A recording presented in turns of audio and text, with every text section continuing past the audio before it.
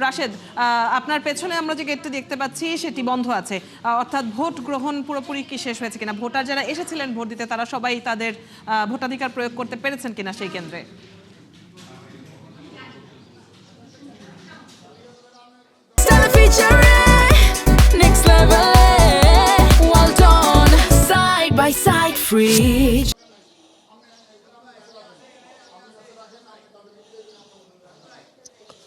জি, অল্প কিছুক্ষণ আগে অর্থাৎ 4:30 পর্যন্ত সময় ছিল এবং 4:30টার দিকেই কিন্তু এখানে যেই ভোট কেন্দ্র ভোট গ্রহণ প্রক্রিয়া সেটি কিন্তু শেষ হয়েছে। আর একটু পর এখন আসলে ফলাফল যে গণনা বা ব্যালট বক্সে কতটি আসলে ভোট দেওয়া হয়েছে সেই বিষয়টি কিছুক্ষণ পর থেকেই গণনা আসলে শুরু করা হবে এবং আমরা যারা সাংবাদিকরা দাঁড়িয়ে রয়েছি তাদেরকেও অল্প কিছুক্ষণ পর সেটি দেখানো হবে যে আসলে কিভাবে গণনা প্রক্রিয়া হচ্ছে। আপনি এখানের প্রিজাইডিং অফিসার, আপনি যদি একটু আপনার নামটা বলেন। আমার নাম মোহাম্মদ মুখলেসুর রহমান ভুঁইয়া। ভিক্টোরিয়া কলেজ মোটামুটি অনেক ভোটারের একটি কেন্দ্র এটি। কতটি ভোট পড়েছে, কত শতাংশ ভোট পড়েছে?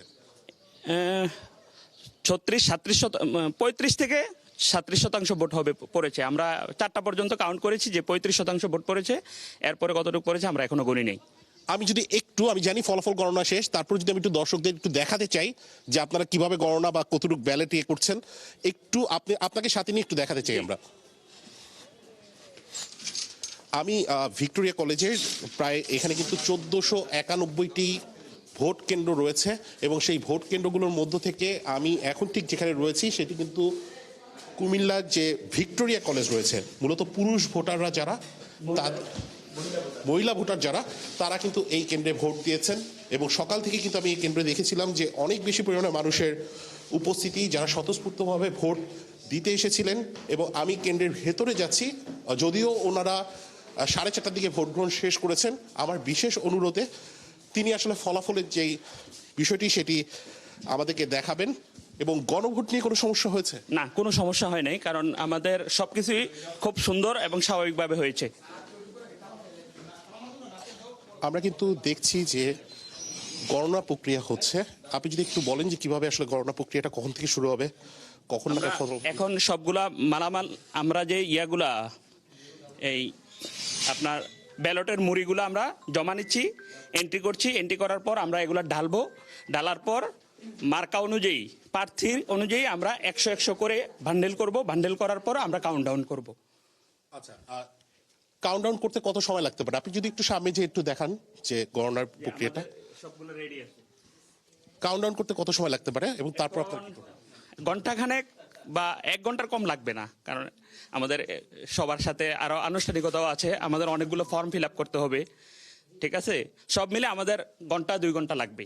আর ফলাফল পেতে পেতে কি মনে হয়? আশা করি আমরা যত তাড়াতাড়ি অ্যাজ আর্লি অ্যাজ পসিবল আমরা ফলাফল দেওয়ার চেষ্টা করব। আমরা আমাদের সর্বোচ্চ চেষ্টা করতেছি।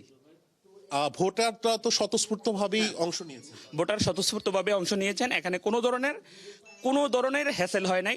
সবকিছুই সুষ্ঠু এবং স্বাভাবিকভাবে হয়েছে। এখানে সবাই আন্তরিক ছিলেন।